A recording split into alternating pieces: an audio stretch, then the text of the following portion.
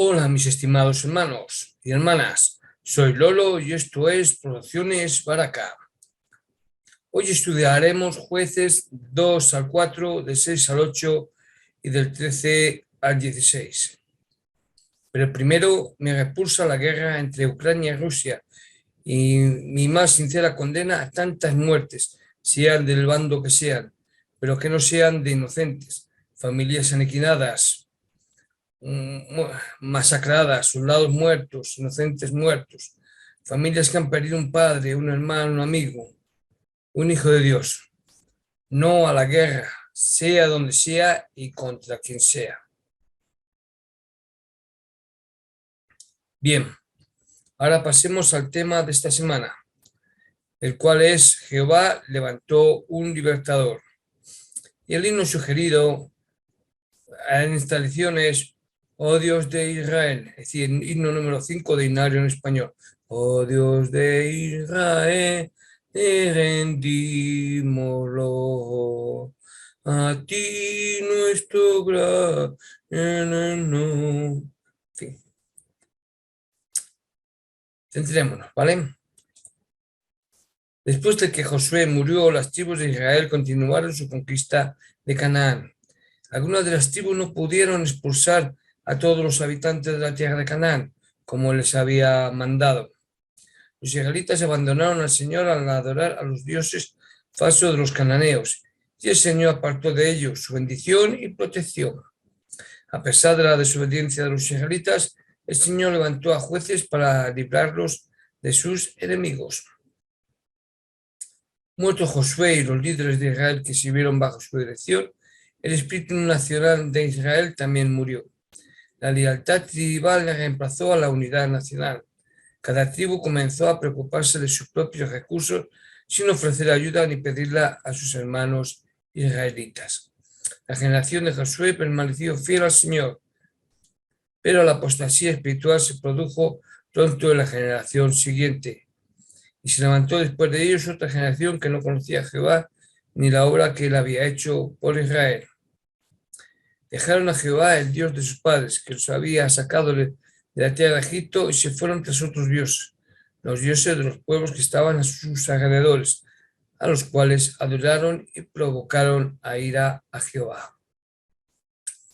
Esta apostasía no tenía por qué suceder, pues el Señor había dirigido a Israel haciéndolo entrar en la tierra prometida, y les había proporcionado un convenio político.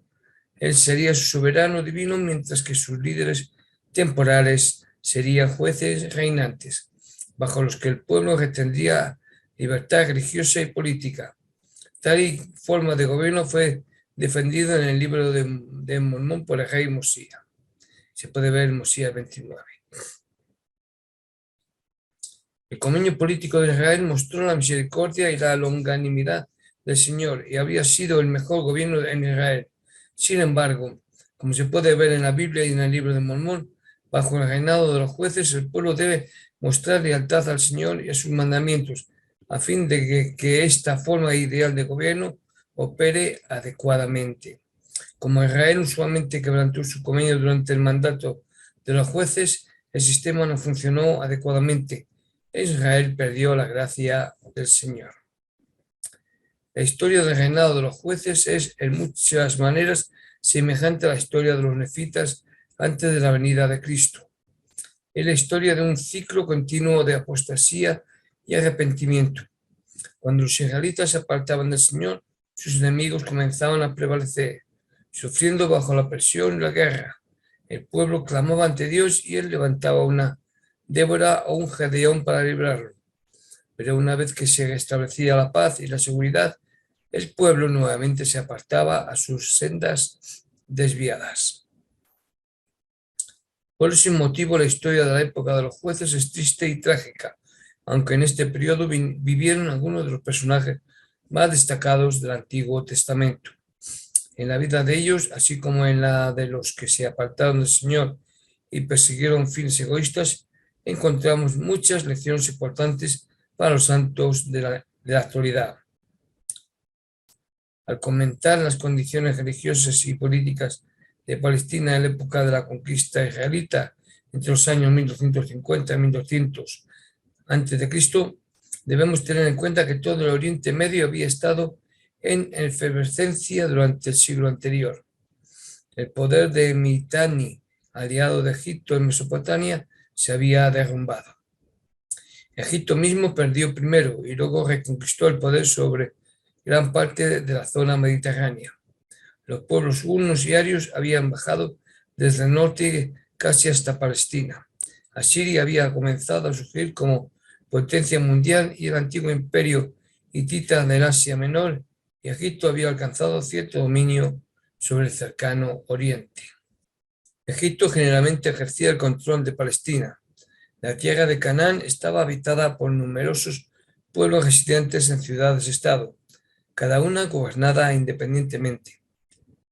Estas ciudades pagaban tributo siempre que se las forzaba a hacerlo. Otras tribus hebreas parientes lejanas de los israelitas forman parte modesta de la población de Canaán. También es digno de mencionarse que antes del establecimiento de Israel, los cananeos habían desarrollado un alfabeto lineal que posteriormente pasó desde Fenicia a Grecia, llegando así a ser antecesor al nuestro. El desarrollo material y comercio internacional de los cananeos estaba altamente desarrollado, pero sus sendas religiosas eran diametralmente opuestas a las de los de Israel. Basada en los cultos de la fertilidad encabezados por Baal, la religión cananea era una forma de paganismo sumamente inmoral, incluyendo la prostitución, la homosexualidad y otros ritos orgiásticos. Citados a orgías. La población de Canaán era una mezcla de varias culturas, además de los cananeos que habitaban cerca del mar y los pocos clanes hebreos. En el Antiguo Testamento se menciona frecuentemente a los amorreos. Abraham descendía del pueblo semita, y muchos de los otros pueblos mencionados en la Biblia como habitantes del territorio hititas, heveos, jebuseos, etc., representaban a los elementos no semitas de Canaán, aunque sus nombres tribales preservan sus orígenes lejanos. Estos pueblos adoptaron plenamente la religión cananea y la forma de vida corriente en la época de la invasión israelita. Inevitablemente los israelitas, que no tenían una cultura definida ni un conocimiento de la vida sedentaria, gradualmente fueron absorbiendo muchos aspectos de la cultura refinada de Canaán. El estilo arquitectónico, la cerámica, el mobiliario y la literatura posteriores de Israel fueron heredados de Canaán. En muchas formas, esta legacia fue beneficiosa, ya que los israelitas pudieron aprovechar la técnica de la construcción, las prácticas agrícolas y la artesanía que a los cananeos les llevó siglos desarrollar.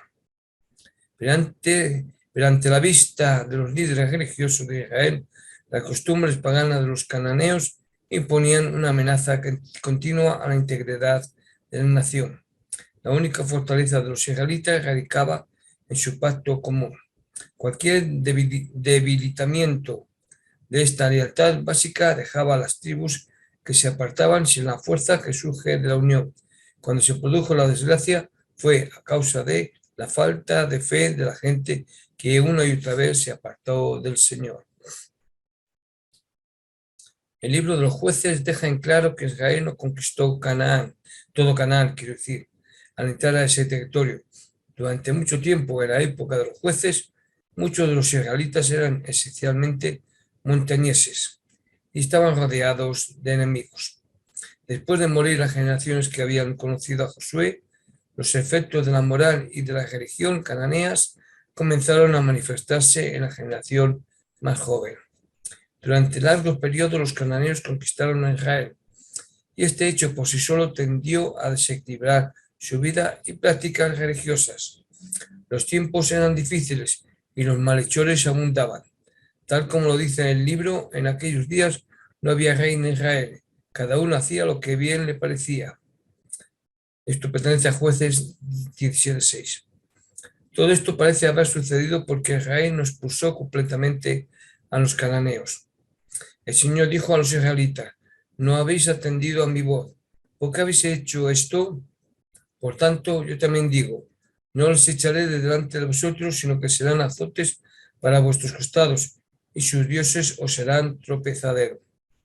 La conducta de Israel durante este periodo tuvo efectos duraderos sobre su religión y su moral.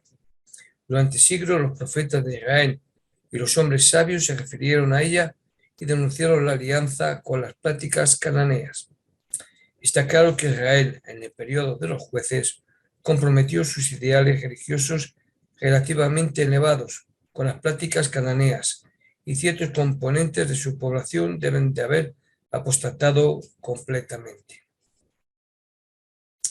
En Lender Quinty, en el Cud de los 12 apóstoles, brindó de sugerencias sobre cómo los santos en sus últimos días pueden evitar participar en las influencias del mundo.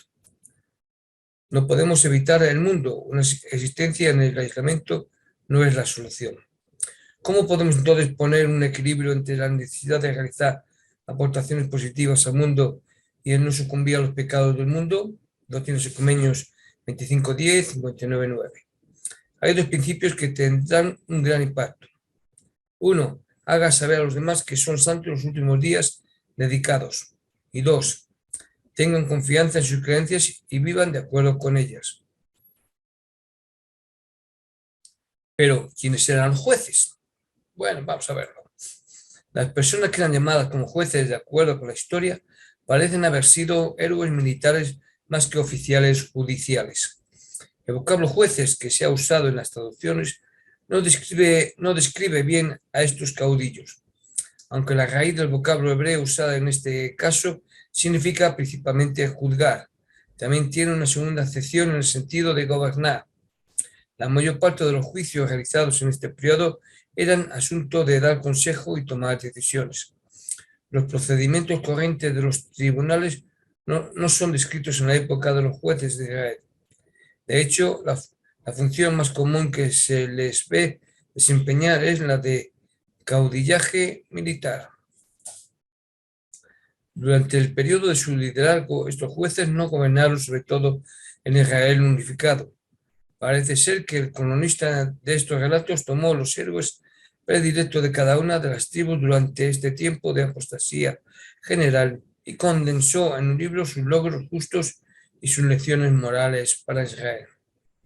El pueblo escogió el mal adorando dioses falsos, y el Señor permitió que cayera en manos de sus enemigos. Entonces el Señor, en esa circunstancia, levantó jueces para sacarlos del cautiverio.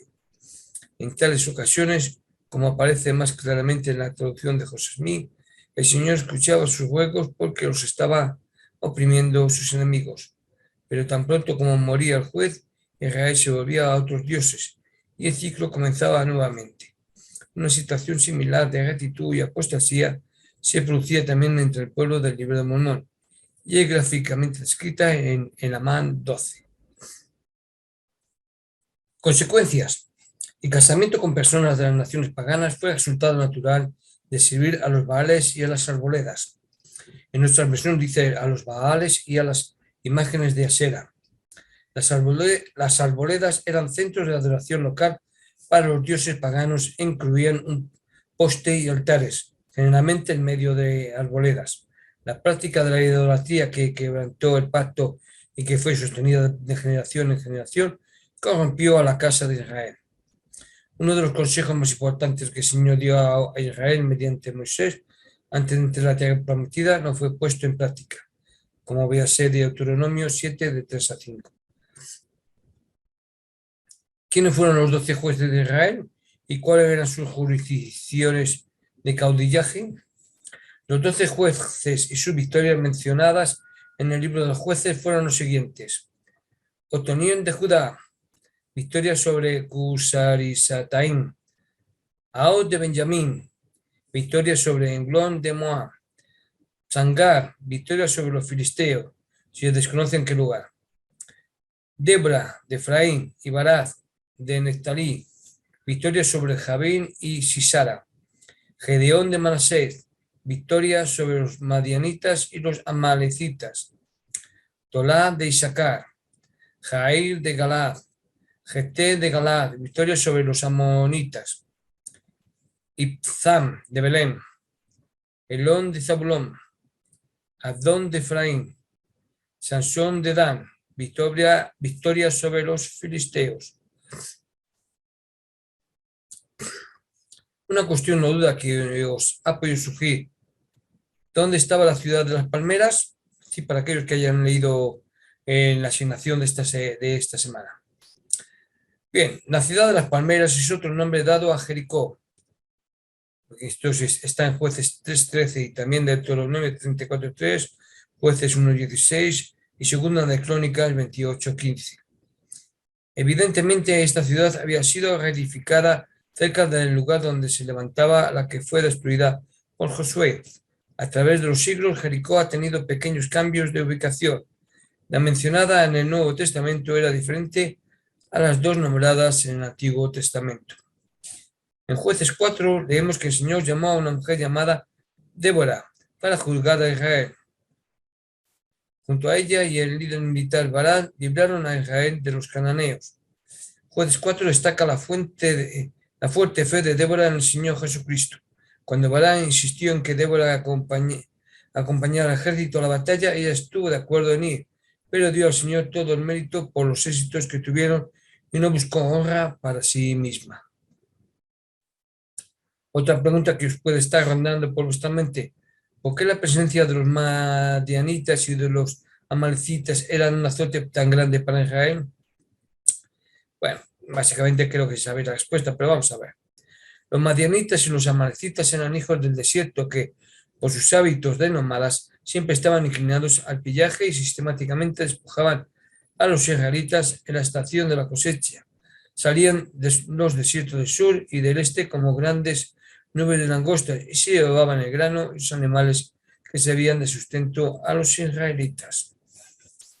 Durante 7 años Israel se empobreció por esta causa y adoptó todas las medidas a su alcance para esconderse junto con sus bienes de los peligros de matanza a manos de los madianitas. En ese periodo hicieron cuevas por toda la Palestina del sur, las cuales aún se pueden ver. Con el tiempo, no obstante, llegaron a sentir tan profundamente su sufrimiento y humillación que se dirigieron a Jehová, el Dios que habían dejado de adorar. Él fue su último refugio, su último escape del terrible cautiverio de aquella época. Siendo que el Señor condena la búsqueda de señales, ¿cómo explicar la solicitud de Gedeón? Cuando Gedeón pidió una señal, parece haber deseado solamente una señal de que el mensajero era un fidedigno emisario del Señor. A esta altura, indicaré que los mensajeros a veces pueden provenir de la fuente que no deseamos y es importante poder discernir. Doctrinas y Convenios 129. Encontramos otra fase del problema en 2 Corintios 11:13-15, 1 Corintios 12:10 y en 1 Juan 4, de 1 al 2. Las señales pueden ser dadas en base a la fe del hombre y a la voluntad de Dios. Doctrinas y Convenios 63:10.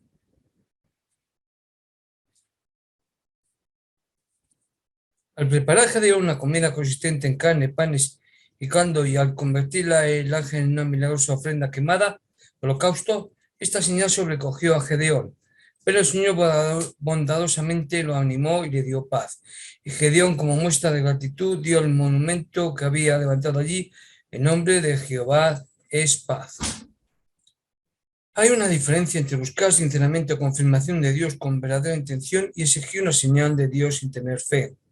El objetivo de una persona que busca una señal de Dios es importante. Doctrinas y Convenios 63, de 7 al 10. Algunas personas afirman que creerían en Dios o en su obra si recibieran una señal, pero la fe no viene por las señales. El Señor ha dicho: la fe no viene por las señales, mas las señales siguen a los que creen. Doctrinas y Convenios 63, 9. Tales señales se dan a los que son fieles y obedientes, a fin de fortalecerles en su fe y ayudarles a cumplir la voluntad de Dios. En el caso de Gedeón, él buscó la señal de forma justa y con fe. ¿Cómo fue que Gedeón recibió el nombre de Jerobbaal y qué significa este nombre? Bien. Vamos entrando en temas, en preguntas buenas y muy importantes. El padre de Gedeón, Joás, era dueño de una arboleda y de un altar dedicado a Baal. Las arboledas desempeñaban, como hemos dicho antes, un papel importante en la antigua adoración de los paganos, como si consideraban erróneamente encerrar a los dioses dentro de paredes. Las arboledas eran usadas a menudo como templos naturales y en ellas se realizaban los ritos inmorales de las religiones paganas. Gedeón y otros 10 hombres obedecieron los mandamientos del Señor y al lugar de aquel altar erigieron uno a Jehová. Los hombres de la ciudad pidieron la muerte de Gedeón, pero Joás defendió la conducta de su hijo. Le dio el nombre de Jerobaal, que significa contienda Baal, indicando así que si Baal estaba enojado por la conducta de Gedeón, Baal mismo podía defender su propia causa. El nombre de Jerobaal quedó con Gedeón y fue mencionado en ocasiones posteriores. ¿En qué forma actuaron las fuerzas de Gedeón ante los numerosos madianitas que venían en camellos? Aunque solamente las tribus del norte, Manasés, Aser, Zabulón y Neftalí, se unieron en esta campaña, fueron más que suficientes para los fines del Señor en ese momento. Finalmente, los 32.000 hombres se redujeron a 300 para que la ayuda del Señor fuera más evidente ante Israel. Contra el poder formidable de los merodeadores que montaban camellos, la estrategia y la ayuda del Señor dieron el éxito a los israelitas allí donde el combate cuerpo a cuerpo habría sido desastroso. Es sabido ahora que el empleo de los camellos con fines bélicos por parte de los nómadas del desierto solamente comenzaba a ser corriente en aquellos tiempos, en el siglo XII al X a.C., y naturalmente las primeras tribus en usarlos tuvieron más ventaja. Usos horarios en Jueces 7 y 19. Llegaron pues Gedeón y los 100 hombres que estaban con él a las afueras del campamento, al principio de la guardia intermedia, cuando acababan de renovar los centinelas, y tocaron las trompetas y quebraron los cántaros que llevaban en sus manos. El antiguo Israel dividía las 12 horas de la noche en 3 vigilias. La del mediodía se contaba probablemente entre las 22 horas y las 2 de la madrugada. Después de la dispersión de Israel, los judíos continuaron con esa costumbre. En la época del Nuevo Testamento, los romanos dividían la noche en 4 vigilias. Dios es la fuente máxima de poder. El presidente Jesse Faust de la primera presidencia comparó la experiencia de Gedeón con los desafíos que enfrentamos. El Señor tiene una gran obra para cada uno de nosotros, para que cada uno de nosotros la lleve a cabo. Tal vez se pregunten cómo puede ser eso, porque quizás piensen que no hay nada especial ni sobresaliente en ustedes ni en sus habilidades. Quizás piensen o se les haya dicho que son torpes. Muchos de nosotros nos hemos sentido así y se nos ha dicho eso. Gedeón pensó de esa manera cuando el Señor le pidió que salvara a Israel de los madianitas. Gedeón dijo: mi familia es pobre en Manasés y yo el menor en la casa de mi padre. Contaba con tan solo 300 hombres, pero con la ayuda del Señor derrotó los ejércitos de los madianitas. El Señor puede llevar a cabo extraordinarios milagros con una persona de talento común que sea humilde, fiel y diligente en servirle y que trate de mejorar. La razón es que Dios es la fuente máxima de poder. ¿Qué hizo Gedeón a los hombres de Socot cuando les enseñó con espino y abrojos? Al perseguir al resto del ejército de los madianitas, el pequeño grupo de 300 hombres valientes de Gedeón se debilitó a causa del hambre y buscó alimento en el pueblo de Sucot, un pueblo de la tribu de Galaad, que se levantaba al este del Jordán, no lejos de Jericó. Los de Sucot rehusaron dar a los hombres de Gedeón el alimento que necesitaban porque todavía no habían conquistado completamente a los reyes madianitas. El pueblo de Peniel, lugar donde Jacob se había detenido muchos años antes y donde había luchado con el mensajero de Dios, Génesis 32-31, también rehusó dar ayuda. Tal vez tenían temor de que Gedeón fracasara en capturar y subyugar a los reyes que huían y que más tarde los madianitas regresaran para castigarlos por haber ayudado a Gedeón. No importa cuál haya sido la razón, Lo cierto es que estos hechos ilustran la trágica división de Israel apóstata, puesto que los madianitas vivían en los desiertos de Arabia. Gad y las otras tribus al este del Jordán eran las más vulnerables a sus merodeos y asaltos. Sin embargo, en lugar de unirse a Gedeón en su intento de eliminar la amenaza de una vez por todas, estos galaditas llanamente rehusaron verse comprometidos. Gedeón, naturalmente, se enojó y prometió que una vez que terminara con los madianitas, regresaría para ocuparse de estos traidores. En el caso de Sucot, Gedeón prometió regresar y trillar la carne de ellos con espinas y abrojos. No obstante, el registro dice que al regresar los castigó con abrojos y espinos. Muchos de los antiguos manuscritos muestran este cambio como un error del escriba.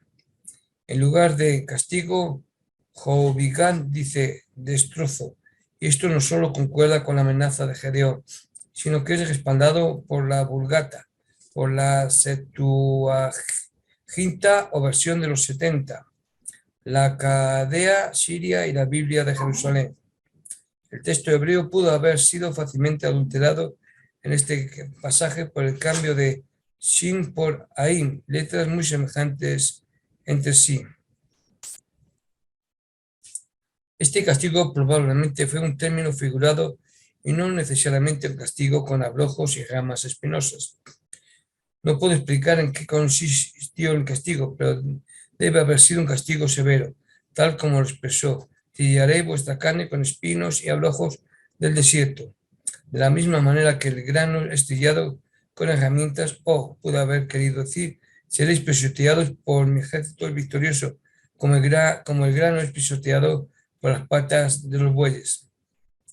Tal castigo estaba justificado, pues al rehusar de la ayuda al ejército de Gedeón, Sucot y Peniel amenazaron a toda la nación y su conducta equivalía a alta traición. Comentar que el pueblo quiso hacerlo rey a Gedeón por causa de la grandeza de sus victorias. Si hubiera consentido, Gedeón se habría inclinado a la idea de que mediante su propio poder había vencido. Rehusando la solicitud, Gedeón les recordó cuál era la verdadera fuente de su victoria y a quién debían considerar su rey. ¿Cuántas preguntas suscita la lección que nos toca esta ocasión, verdad? Vayamos pues con una más. ¿En qué forma el éfod se convirtió en una trampa para Gedeón? Un acontecimiento desafortunado ocurrió debido al celo equivocado de Gedeón al hacer un nuevo éfod, parte de la vestimenta del sacerdote principal en Israel, usando para ello los materiales preciosos que recogió de los soldados enemigos. Cuando el texto dice que Israel se prostituyó tras de ese éfod, la expresión quiere decir que el pueblo lo consideró como si fuera un ídolo, y la adoración de ídolos es condenada en sus términos como infidelidad a Dios. La intención de Gedeón era emplear los despojos de la guerra para hacer un memorial adecuado, honrando la participación de Dios en la victoria, pero los israelitas prontamente se volvieron a los dioses falsos y consideraron al éfod como si fuera un ídolo. Sansón pudo haber sido uno de los más grandes líderes de Israel a partir de Josué, de haber sido fiel a sus votos de Nazario y a los del Señor. Si Sansón, preordinado y elegido por el Señor, hubiera sido capaz de dominarse a sí mismo, habría podido dar un ejemplo de valor físico y espiritual que lo hubiera puesto a la altura de los mejores en la historia. Pero podemos aprender del fracaso de Sansón para evitar la autojustificación y la pasión descontrolada, a fin de poder unirnos a Israel moderno en su esfuerzo por llegar a ser un pueblo poderoso y puro antes de la segunda venida del Señor. Obviaré muchos de los relatos de Sansón, dado que considero que es una de las historias del Antiguo Testamento que son bien conocidas. Además, los tíos con melenas me suscitan mucha envidia, ya que yo soy también de una melena envidiable. Zora, región donde vivía Sansón, originalmente había sido asignada a Judá, véase Josué 15:33, pero posteriormente fue habitada por la tribu de Dan, la cual había sido incapaz de conquistar la tierra que le había sido señalada como herencia. Y si lo podéis ver en el mapa que junto. Pregunta, ¿qué es un nazario? No confundir con nazareno, ¿eh? Nazario, no nazareno. El significado principal del verbo hebreo nazar es separar. De ahí deriva nazir, nazario, o sea, el separado, consagrado, dedicado. Un nazario era, por lo tanto, uno que era separado de los demás mediante un voto especial de autodedicación a Jehová. Apartado es empleado para significar que una persona ha recibido un llamamiento especial o posición y así es separado de los demás. El título que se da a Jesucristo en Nazareno significa que era de la ciudad de Nazaret y no que fuese nazario por voto. El ángel no dice que su nombre fuese secreto, sino Hu-Peli, esto es, admirable. Esta característica es dada a Jesucristo, Isaías 9. No es seguro que el ángel fuera el Señor mismo, sino parece que fue alguien que habló con el nombre del Señor mediante autoridad divina, tal como en Apocalipsis 22, de 1 al 9.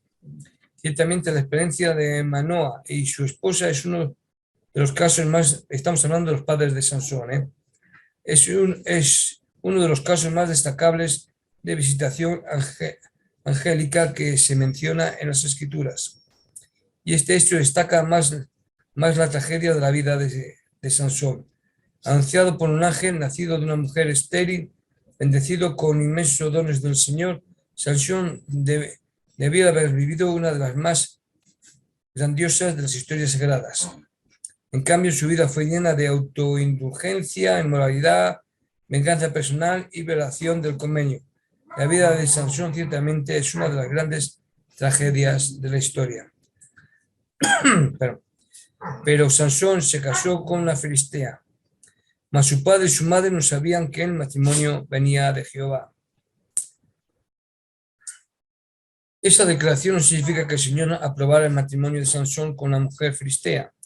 El Señor había prohibido expresamente a los israelitas que se casaran fuera del convenio. Véase Deuteronomio 7, del 3 al 4. Aún así, el Señor usó ese matrimonio, aunque era contrario a su voluntad, para promover sus propósitos de librar a Israel del cautiverio filisteo. Si la vida de Sansón estaba tan fuera de armonía con la voluntad de Dios, ¿cómo es que tuvo el espíritu de Jehová? Una pregunta importante, aunque no parece. Hoy en día, cuando en la iglesia decimos que algunos tienen el espíritu del Señor, queremos decir que es una persona espiritual. Esto es, que vive en armonía con Dios, que tiene un testimonio que demuestra poder espiritual, etc. Y tal poder espiritual se recibe solamente mediante la obediencia y la gratitud. De manera que nos preguntamos, ¿pudo Sansón tener el espíritu de Jehová? Esa frase u otras frases semejantes son empleadas 3 veces en la historia de Sansón. Jueces 14:6, 19 y 15:14. Pero en cada caso se refiere a la demostración de parte de Sansón de gran valor y fuerza física. La fuerza destacada de Sansón era un don de Dios que se desprendía del voto de Nazario y era mantenida por ese voto.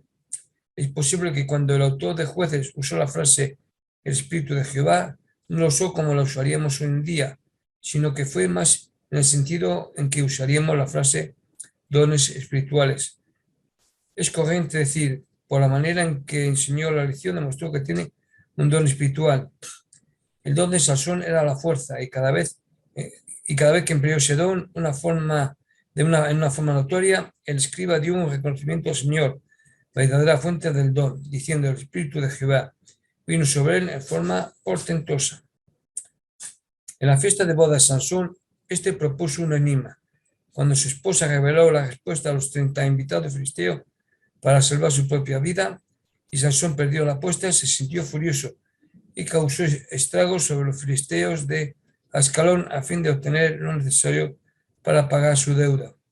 Tal vez por rencor, el suegro entregó a la esposa de Sansón al hombre que había tratado con su amigo, es decir, el que fue testigo del casamiento. Aquí tenemos un detalle excelente en cuanto al estado moral de los filisteos y a la propia debilidad moral de Sansón. El ángel había dicho a la madre de él que su hijo comenzaría a salvar a Israel de manos de los filisteos. En cambio, Sansón se casó con la filistea, se relacionó con ellos y los hirió solamente cuando vino bien a su deseo personal. El lugar de Ley. La ciudad de Ley estaba ubicada en la zona de Sefilá, o sea, la zona al pie de la cadena de montañas, a pocos kilómetros al suroeste de Jerusalén, si se puede ver en el mapa, y así tener una idea aproximada de la zona. ¿De acuerdo? Ley significa quijada, y Ramá Lejí significa levantar la quijada. Por lo tanto, la fuente de aguas de donde bebió Sansón fue proporcionada milagrosamente por Dios cerca del lugar de Ley, Quijada, fuente que posteriormente fue conocida como En Jacore, la fuente del que clamó.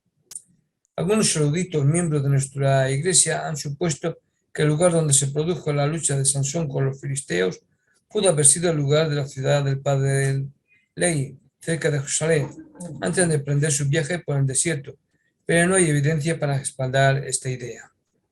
Ley vivió 500 o 600 años después que Sansón, y que haya vivido en el lugar que tenía su nombre no es cosa que se pueda aseverar. El ofrecimiento hecho a Dalila de una recompensa de 1100 siclos de plata es indicación sorprendente de la desesperación en la que los 5 príncipes de los filisteos se encontraban en consecuencia de los estragos causados por Sansón.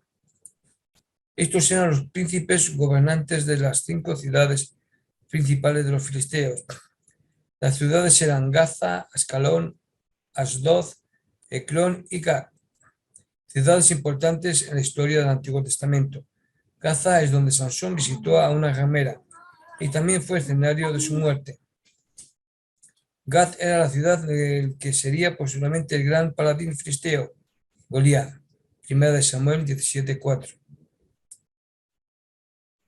Y quizá una pregunta que se puede suscitar. ¿Era el cabello de Sansón la verdadera fuente de su fuerza? El relato bíblico de Sansón lo revela como un individuo lleno de confianza y poseedor de enorme valor, cualidades basadas en su reconocimiento de que tenía el poder de Dios y en que él lo sostenía en la misión a la cual lo había llamado. Pero Sansón no comprendió que hay una regla que gobierna el poder en el Señor, y ella es: deja que la virtud engalane tus pensamientos incesantemente, entonces tu confianza será fuerte en la presencia de Dios. Lo tienes Convenio 121:45. Las desgracias de Sansón comenzaron cuando su confianza en Dios se tornó engreimiento y orgullo. Durante algún tiempo rompió los votos de Nazario y violó otros mandamientos, incluyendo la ley de castidad. La fuerza extraordinaria de Sansón no residía en su cabello, sino en su confianza en Dios y en el voto de Nazario, del cual el cabello era un símbolo externo. La tradición de Dalila y el corte del pelo de Sansón representaron la tradición final a sus votos. Así llegó a sentirse miserable, quebrantado y sin poder. De todos es conocido lo que le sucedió a Sansón. Dalila, su esposa, con engaños consiguió adivinar el supuesto secreto de su fuerza y le cortó el cabello. Sansón, al descubrirlo, se sintió indefenso y potente ante sus enemigos, los cuales le capturaron, le dejaron ciego y le ataron una rueda de molino. ¿Por qué Dios fortaleció a Sansón una vez más? La exclamación de los filisteos: nuestro Dios entregó en nuestras manos a Sansón, nuestro enemigo, se refería a su creencia de que el éxito obtenido en la captura de Sansón demostraba que Dagón, el dios de los filisteos, era más poderoso que Jehová. De este modo, el pueblo no temió divertirse con Sansón, paladín de Jehová, en el templo de su Dios. En este ambiente, Sansón ejerció una vez más la clase de valor a través del cual Dios pudo haberlo empleado como instrumento. Pero una vez más queda demostrado el egocentrismo de nuestro personaje. Aún en esa oportunidad final, al usar su fuerza con el propósito de destruir el templo de Dagón y a los filisteos que allí estaban, Sansón pensó solamente en obtener venganza por lo que le habían hecho. En la destrucción de su propio templo, ¿qué mejor prueba se podía dar de que el poder de Dagón no existía? Sin embargo, Sansón pudo haber dado el testimonio del poder de Jehová con mucha más fuerza si hubiera cumplido su llamamiento de destruir el poder de los filisteos. ¿Pudo Sansón en realidad haber echado abajo todo el templo? El tipo de este edificio ha sido conocido mediante descubrimientos efectuados en Gezer y Gaza. El techo estaba sostenido por pilares de madera que estaban afirmados sobre bases de piedra. Era plano y estaba hecho de maderos que iban desde una pared hasta las vigas, sostenido por pilares, y desde estas vigas a otras o a la pared opuesta.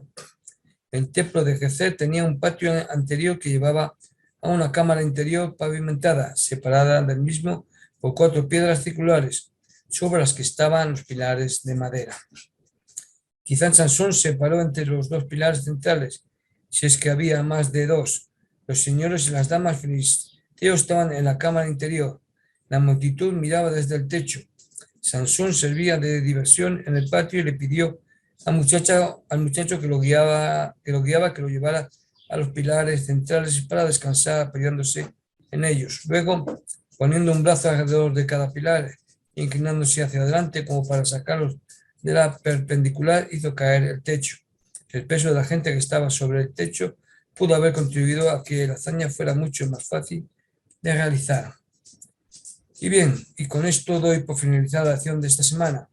Os testifico de la veracidad de cuanto os he hablado y lo hago en el nombre de Jesucristo. Amén.